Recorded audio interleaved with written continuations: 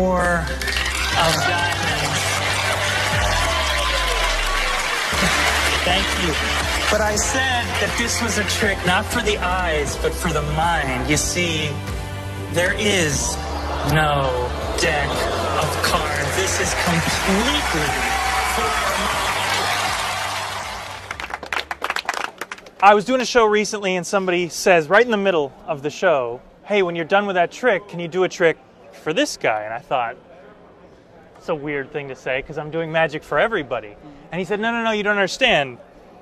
This gentleman's blind. And I thought, whoa, that's really heavy, right? Because everything that I do, everything magicians do is for the eyes. It's visual.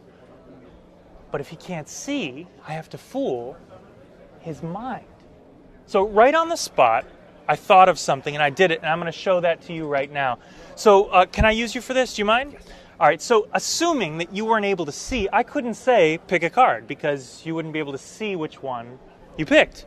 And I couldn't even say to you, here, take this deck of cards and take anyone out you want, because even if you could feel it, you couldn't see which one that you got. So I have a perfect way of doing this. You right or left-handed? Left-handed. So hold out your right hand, put your other hand on top. You have 52 possibilities between your hands. In a moment, I want you to think of one. Not yet. I want you to do it like this. First, think of the number. You got a number? Yes. And then think of the suit. So now you can think of them together or separately. You got it? Yes, sir. And what's your name? Ben. Ben. We got a perfect situation. Ben is thinking of a card. He didn't have to say it. He didn't have to pick it. He didn't have to reach into a deck. But we have a problem. We got 50, 60 people watching.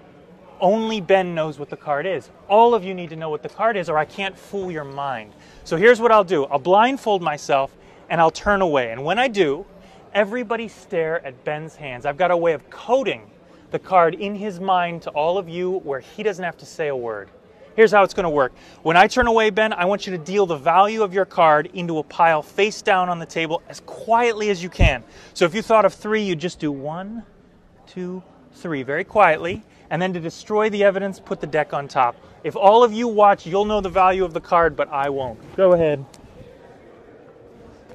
Audience will tell me when Ben is done.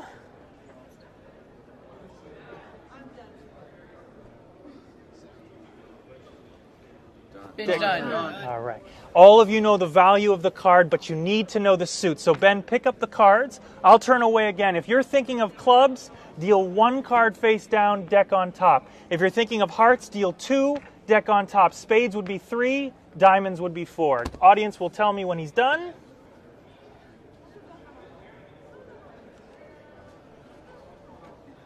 Done. Perfect.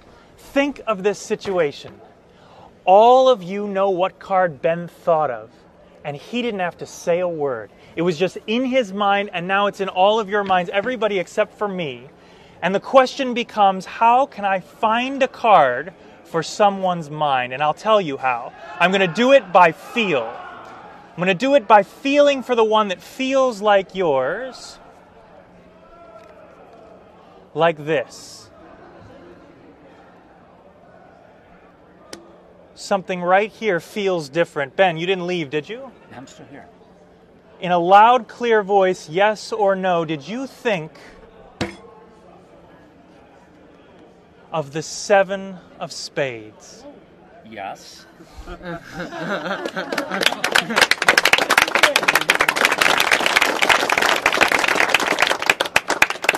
Is this the 7 of spades?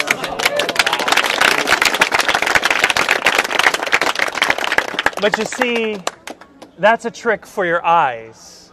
And this is a trick for your mind. There is no 7 of spades. Truly no 7 of spades. Take a look at the cards. You can take a look. Look through them. Yeah, take a look. I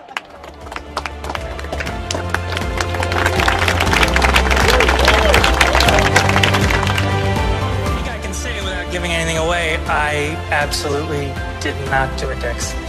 You did not do a deck switch? Well, then I do know what you did do then. I think you fooled us. That was the way you did it. You didn't do a deck